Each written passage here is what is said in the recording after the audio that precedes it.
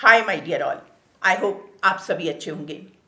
आज बात भारत नेपाल संबंधों की नहीं बल्कि बात होगी भारत नेपाल बॉर्डर पर खुली सीमा साझा करने वाले नेपाली और कुमाऊनी बंधुओं के घनिष्ठ पारिवारिक और सांस्कृतिक संबंधों की। कुमाऊं मंडल के 3 जिलों पिथौरागढ़, चंपावत और ऊधम सिंह नगर की सीमाएं नेपाल के साथ लगी हुई हैं। इन लोगों के लिए नेपाल जाना उतना ही आसान और खुशनुमा होता है जितना ननिहाल जाना। जब मौका मिला बैग उठाया, चल दिए। कोई तामझाम नहीं, ना ही मौसम के बारे में सोचना, ना ही खान पान का कोई चक्कर और ना ही करेंसी एक्सचेंज का झमेला। बस 2 मिनट लगते हैं ब्रिटिश पीरियड के बने झूला पुल को पार करने में।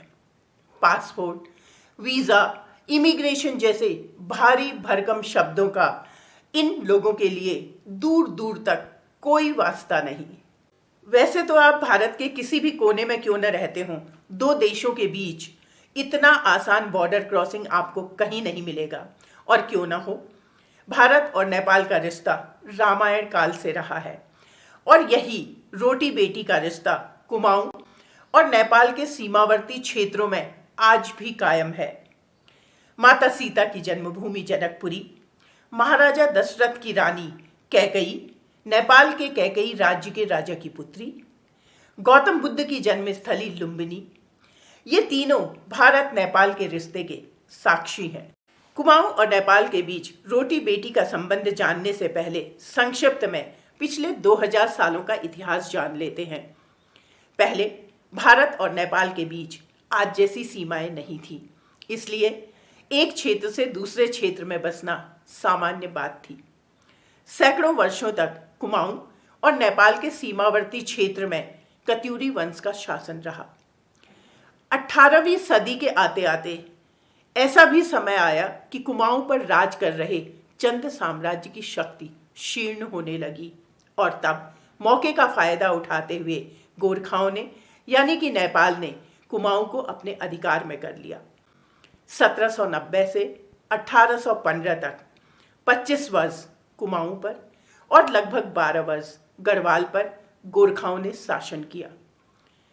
1815 में ईस्ट इंडिया कंपनी के उत्तराखंड में आने के साथ ही एंग्लो नेपाल युद्ध में नेपाल की हार हुई और सुगौली संधि के तहत नेपाल को कुमाऊं और गढ़वाल के अधिकृत क्षेत्रों से अपने अधिकार को छोड़ना पड़ा। इस तरह सदियों से चले आ रहे मैत्री संबंध फिर से कायम हो गए और फिर 1950 में Indo Nepal peace and friendship treaty से इन संबंधों को और मजबूती मिली और आज दोनों तरफ के लोग रोजमर्रा के कारोबार के लिए एक दूसरे पर निर्भर हैं। खास बात तो यह है कि यहाँ के लोगों की सुबह भारत में होती है तो रात नेपाल में। नेपाल के इस डोटी क्षेत्र की डोट्याली भाषा को कुमाऊनी भाषा की उपबोली कहा जाता है। माना जाता है कि नेपाली भाषा डोट्याली भाषा से निकली है। उदाहरण के तौर पर नेपाली में हमारे देश को हाम्रो देश कहते हैं तो वहीं कुमाऊनी में हमोर देश। नेपाल के डोटी क्षेत्र का उल्लेख कुमाऊं के जागरों और लोक कथाओं में है। कुमाऊं के लोक देवता और कुल देवता के रूप में पूजे जाने वाले गोलू देवता मूलतः नेपाल के थे। नेपाल में इन्हें हुनेनाथ देवता के रूप में पूजा जाता है। जिस तरह से नेपाल का कैलेंडर विक्रमी संवत के अनुसार चलता है, ठीक उसी तरह से कुमाऊं में विक्रमी संवत का चलन है। कुमाऊं में आज भी जन्मदिन विक्रमी संवत के अनुसार मनाया जाता है। भारत में रक्षाबंधन पर बहन भाई की कलाई पर रक्षा का धागा बांधती है। नेपाल में इस त्योहार को जनाई पूर्णिमा कहा जाता है। कुमाऊं और नेपाल में इस दिन ब्राह्मण पुजारी सभी परिवारजनों की कलाई पर रक्षा का धागा बांधता है और पुरुष वर्ग नई जनेऊ धारण करते हैं।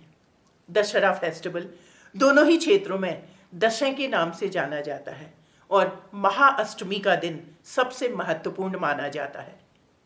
पिथौरागढ़ की सोर घाटी का रोमांचित करने वाला पर्व हिल यात्रा का इतिहास भी नेपाल से जुड़ा है। नेपाल में इसे इंद्र यात्रा कहा जाता है। इस पर्व का मुख्य आकर्षण होता है मुखौटा नृत्य। कहा जाता है कि नेपाल नरेश ने पिथौरागढ़ के कुमौर गांव के 4 भाइयों को मुखौटे उनकी वीरता के प्रतीक के रूप में भेंट किए। तभी से यहाँ हिल यात्रा पर्व शुरू हुआ। यहाँ तक कि कुमाऊं नेपाल बॉर्डर पर 10 दिन तक चलने वाला ऐतिहासिक जौलजीबी मेला भी दोनों ओर का कंबाइंड मेला होता है, जिसमें संस्कृतियों का आदान प्रदान होता है। कुमाऊं और नेपाल के गीतों का मैशअप इस मेले की शान होता है। धनगढ़ी नेपाल को लेकर कुमाऊनी झोड़ा गीत बने हैं, तो टक टकाटक कमला बाटुली लगाए के साथ नेपाली गीत का मैशअप बहुत पसंद किया जाता है। कुमाऊं की सर्वाधिक लोकप्रिय अमर प्रेम लोकगाथा राजुला मालुसाही में भी डोटी क्षेत्र का उल्लेख मिलता है। कुमाऊं के पहले अरबपति दान सिंह मालदार भी मूल रूप से नेपाल के थे। दोनों ही हिमालयी राज्य, वही बांज, बुरास, चीड़ के घने जंगल, चारों ओर ऊंची ऊंची पहाड़ियां, घुमावदार सड़कें, पहाड़ी उबड़ खाबड़ रास्ते, पारंपरिक 2 मंजिला मकान, निचली मंजिल पशुओं के रहने का स्थान, टिल्टेड स्लेट पत्थर की छत, गोबर और मिट्टी से पुती दीवारें, पत्थर का एक्सटीरियर, पत्थर और मिट्टी के आंगन, लकड़ी के नक्काशीदार दरवाजे और खिड़कियां, simple look, high quality insulated houses. एक पल के लिए तो आप भूल जाएंगे कि आप नेपाल में हैं या कुमाऊं में। ही नहीं, मॉनसून के दौरान मौसम की वही गंभीर स्थिति, बाढ़, भूस्खलन और यहाँ तक कि भूकंप के लिहाज से दोनों ही क्षेत्र बुरी तरह से प्रभावित हो। आमतौर पर महिलाओं का पारंपरिक परिधान साड़ी, घाघरा और छोटी बच्चियों के लिए लहंगा चोली हुआ करता था। ढीला कुर्ता, चूड़ीदार पायजामा, पहाड़ी टोपी, वास्केट या फिर धोती कुर्ता पुरुषों के द्वारा पहना जाने वाला परिधान हुआ करता था। पारंपरिक आभूषणों में कान के मुंडे, हाथ और पांव में पहने जाने वाले चांदी के धागुले, गले का सुत, अनिवार्य रूप से रोजमर्रा पहने जाने वाली नाक की फुल्ली और जाति विशेष की महिलाओं के द्वारा पहनी जाने वाली बुलाकी कॉमनली दोनों तरफ के लोगों के द्वारा प्रयोग किए जाने वाले आभूषण हैं। लेकिन अब समय के साथ पहनावे में बदलाव देखने को मिला है। इतना ही नहीं, इन सीमावर्ती क्षेत्रों में रहने वाले कुमाऊनी और नेपालियों के पहाड़ी लुक्स काफी रिजेंबल करते हैं और साथ ही दाल, चावल, तरकारी कुमाऊं और नेपाल के लोगों का पसंदीदा भोजन है।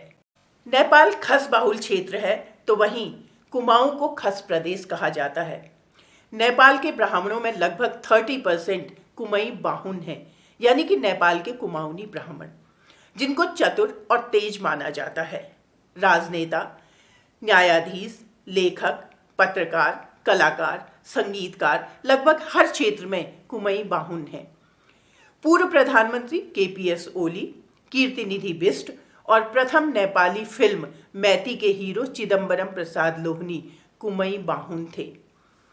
इसके अलावा पंत, जोशी, पांडे, तिवारी, उपाध्याय, लोहनी, ओली, बिष्ट, उप्रेती, भंडारी, थापा, खत्री, राणा, कार्की, शाह, चंद, परमार, ये सब नेपाल और कुमाऊं में पाए जाने वाले कॉमन सरनेम हैं।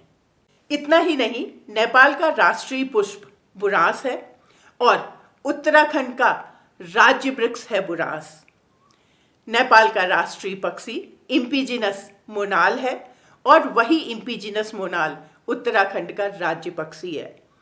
कुमाऊं में बहुतायत से पाया जाने वाला हिसालू रूबस इलिप्टिकस नेपाल का राष्ट्रीय फल है। नागरिकता भले ही अलग अलग हो, लेकिन कुमाऊं और नेपाल के बीच रोटी बेटी के संबंधों की पुष्टि आज की इस वीडियो के माध्यम से जरूर हुई होगी। Thanks for watching video. फिर मिलती हूं एक नई सोच के साथ।